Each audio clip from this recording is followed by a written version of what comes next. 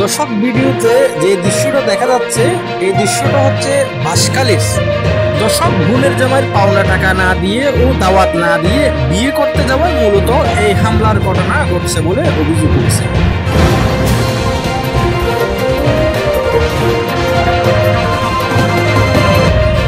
দর্শক পাওনা টাকা না দিয়ে ও বিয়ের দাওয়াত না দেওয়ায় বলছড়ি ইউনিয়নের এসকেবি কনভেনশন হলে এই হামলার ঘটনা ঘটে।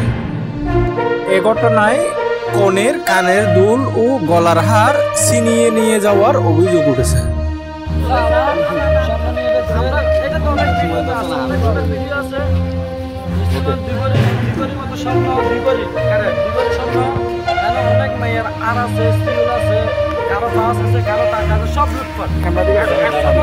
দর্শক জানা গেছে বর বিদেশে যাওয়ার সময় বরের সেজ বোনের 58 জনের একটা স্বর্ণের হার স্বর্ণের দোকানে বন্ধক দেয়।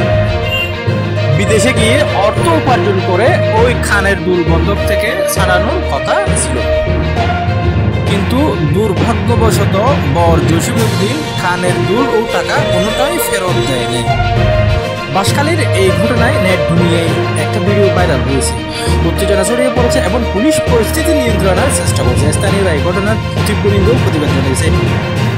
হামলার শিকার বর ও কনেকে স্থানীয়রা উদ্ধার করে হাসপাতালে নিয়ে যায়।